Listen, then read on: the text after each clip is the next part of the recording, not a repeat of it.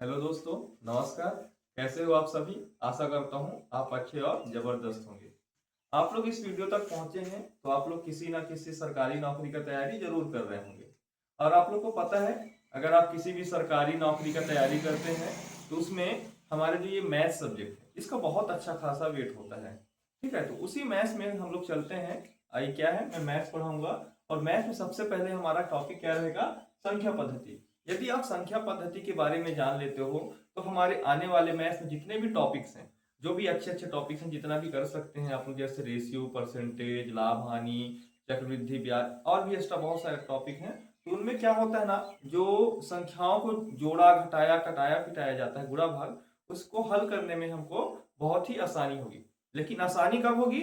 जब आप लोग इस नंबर सिस्टम के बारे में जान लेंगे।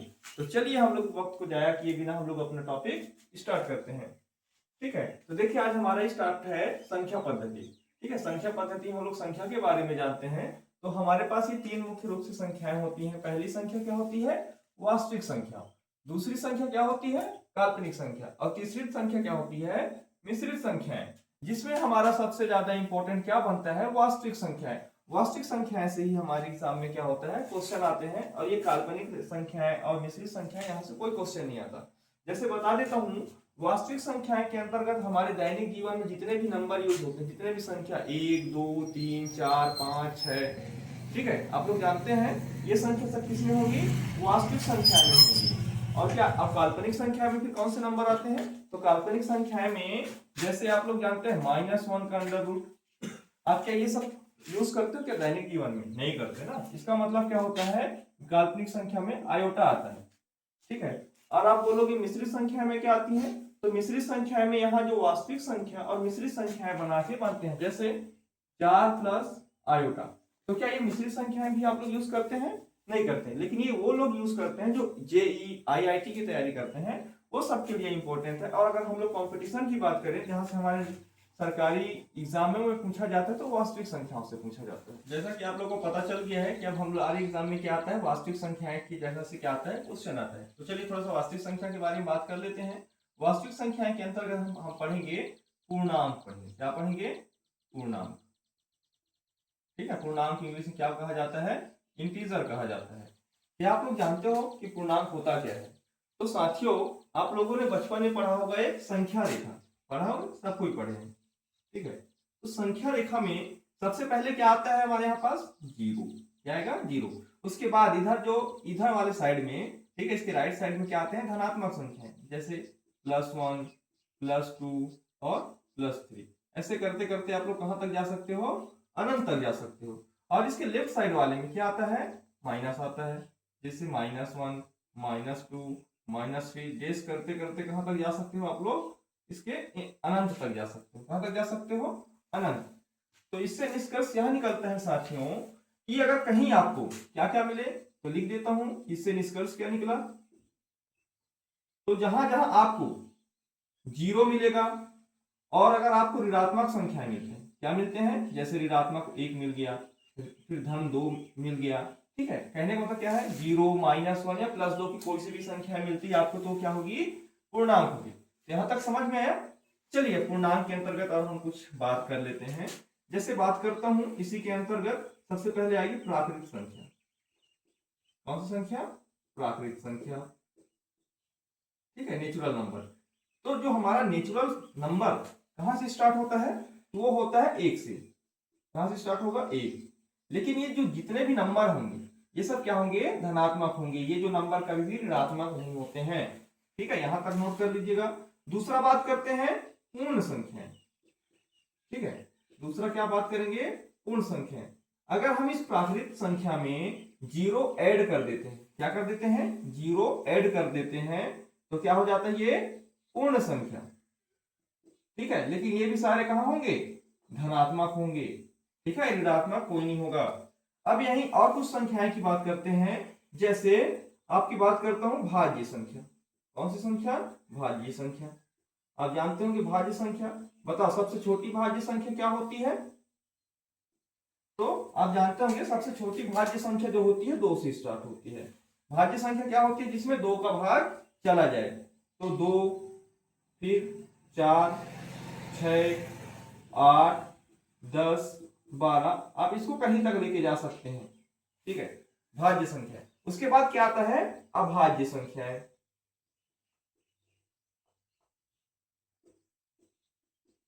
अब अभाज्य संख्या क्या होता है? तो अभाज्य संख्या कहां से स्टार्ट होता है? तो आप लोग को पता होगा, अभाज्य संख्या भी 2 से स्टार्ट होता है। कहां से स्टार्ट होता है? 2, 3, 5, 7, 9, 11, ऐसे ऐसे करते करते अनंत तक। थोड़ा सा मिस्टेक हो गया, तो जो भाज्य संख्या होता है वो 2 भाज्य संख्या नहीं होता, वो क्या होता है? अभाज्य संख्या होता है। चलिए, आप बोलोगे भैया सर आप भाज्य संख्या और अभाज्य संख्या में एक को क्यों नहीं लिए हो? तो उसका कारण मैं बता देता हूं। इसका कारण ये है क्योंकि जो भाज्य संख्या के नियम क्या कहता है, 1 मिनट दोस्तों, तो आपको साथियों यहां तक समझ में आ गया है। अब आप बोलोगे कि सर जी जो ये भाज्य संख्या और अभाज्य संख्या में आपने एक को क्यों नहीं लिया है? तो आपने एक को क्यों नहीं लिया है? ठीक है, तो मैं बताता हूं कि एक को क्यों नहीं लिया। जो हमारा भाज्य संख्या होता है, क्या होता है? भाज्य संख्या होता है। तो जो भाज्य संख्या होता है ये कहता है कि भाई मेरे परिवार में सिर्फ वही लोग रह सकते हैं जिनका गुणनखंड कितना हो? 3 गुणनखंड हो। कैसे? जैसे मैंने यहाँ पे बताया, जो सबसे भाज्य संख्या क्या है मान लेते हैं 4। पहले मैं लिख देता हूं यहाँ पे, इसमें भाज्य संख्या क्या कहता है? जिसके 3 गुणनखंड। कितने गुणनखंड हो? 3 गुणनखंड हो। जैसे मैं लेता हूं यहाँ पे एग्जांपल 4। ठीक है, तो बताओ 4 1 से भी 4 में 1 से भाग चला जाता है, 4 में 2 का भी भाग चला जाता है, और 4 में 3 का भी भाग चला जाता है। सॉरी 3 का नहीं, 4 में 4 का भी भाग चला जाता है। तो कहने का मतलब ये है कि भाज्य संख्या में कम से कम क्या हो? कम से कम 3 गुणनखंड तो होने चाहिए। कितने गुणनखंड होने चाहिए? 3 गुणनखंड। उसके बाद आगे चाहे 4, 5, 6 कितना भी हो सकता है। वही बात करता हूं, अभी मैं यहाँ पे 12 ले लेता हूं। चलिए, ठीक है, क्या 12 में 1 का भाग जाता है? जाता है। 2 का भाग जाएगा? जाएगा। 3 का भाग जाएगा? जाएगा। 4 का भाग जाता है, 6 का भाग जाता है, और स्वयं 12 का भी भाग जाता है। ठीक है, तो देखो 3 से अधिक है ना, कम से कम 3 जाना चाहिए, उसके बाद उसका अधिक कितना भी हो सकता है, वो क्या कहता है? भाज्य संख्या। अब मेरे को बताओ कि यहाँ पे 1 लेता हूं अगर मैं, तो 1 का कोई फैक्टर बन रहा है क्या? कोई गुणनखंड बन रहा है क्या? 1 का सिर्फ 1 ही बन रहा है। और ये क्या बोल रहा है? कम से कम कितना हो? 3 तो होना चाहिए। तो बोलता है भाई तुम हमारे पास नहीं रह सकते, इसलिए 1 यहां भी नहीं आता है। ठीक है, अब दूसरा बात करते हैं कि अभाज्य संख्या की बात करते हैं।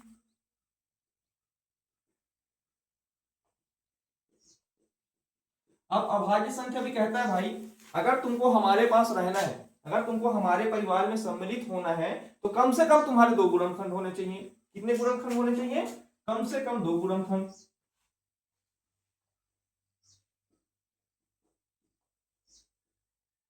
ठीक है, 2 गुणनखंड होना चाहिए, मतलब कम से कम क्या, इनका हमेशा 2 ही गुणनखंड बनेगा। जैसे पहले की बात करता हूं, गुणनखंड क्या है? 2। आप इस 2 में 1 का भाग दोगे, 1 से भी चला जाएगा और 2 से भी चला जाएगा, जाएगा। वही बात करता हूं, इसमें क्या है? दूसरा 5। तो 5 में देखो 1 का भी जाता है और स्वयं 5 का भी जाता है। तो अभाज्य संख्या कहने का मतलब ये है कि जिसमें 1 का भाग और स्वयं का भाग चला जाता है, उसे क्या कहते हैं? अभाज्य संख्या। तो क्या बताओ, 5 का 2 गुणनखंड निकला कि नहीं निकला? निकला ना। अब इसमें यहां भी बताओ, क्या 1 के पास है 2 गुणनखंड? इसके पास भी 1 ही गुणनखंड है कि नहीं? इसलिए 1 को इन दोनों फैमिलियों में नहीं रखा जाता है। अब कारण पता चल गया साथियों,